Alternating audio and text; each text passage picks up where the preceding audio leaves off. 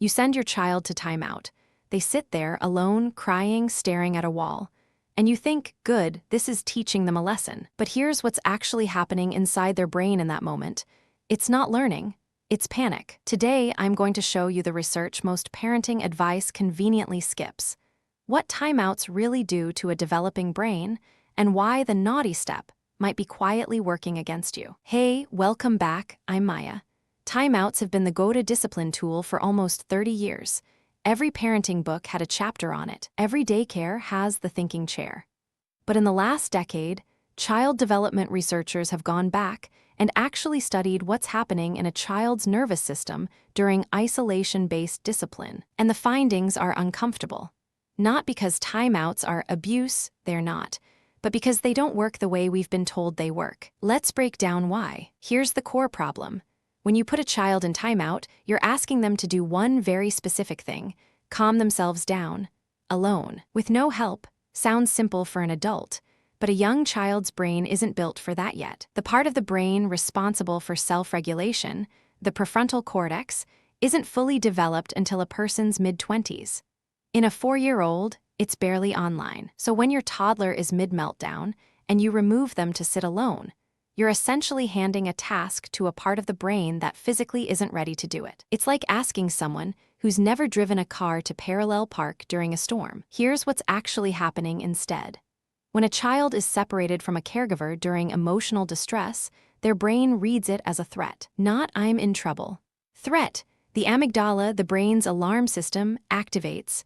Stress hormones like cortisol spike, heart rate goes up, and in that state, a child cannot access logic, memory, or reasoning, because the brain's emergency system has essentially taken over the building. This is why a child in timeout often isn't quietly reflecting on their behavior. They're in a fight-or-flight state, just sitting still. From the outside, it looks calm.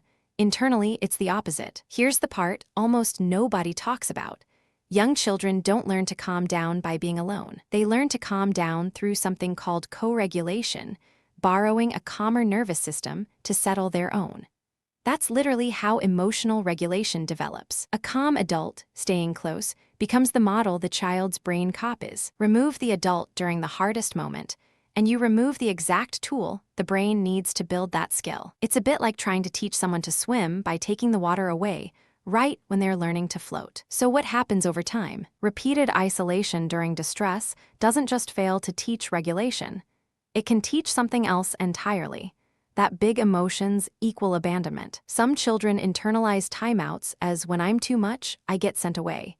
That's not what any parent intends. But intention and impact aren't the same thing. Over years, this can quietly shape how a child relates to their own emotions, learning to suppress or hide big feelings rather than understand them, because expressing them once led to being alone. So what do you do instead? Just let chaos happen? No. The research points to something called a time-in. Same goal, a pause, a reset, but you stay present. You lower your voice, get on their level, and say something like, "I'm right here. Let's get calm together." You're not rewarding the behavior. You're still setting the boundary. The difference is the child isn't doing it alone. Once they're regulated, and only then, you talk about what happened. Connection first, correction second. That order matters more than almost anything else in this video. If this changed how you think about discipline, hit subscribe.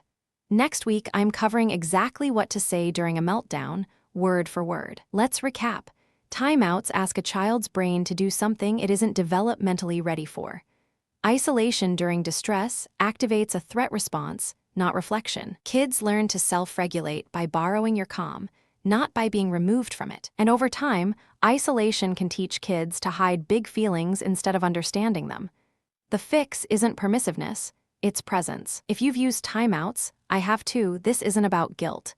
It's about doing it differently starting today. Comment "time in" if you're going to try this tonight. And subscribe for next week's video on exactly what to say in the moment. See you in the next one.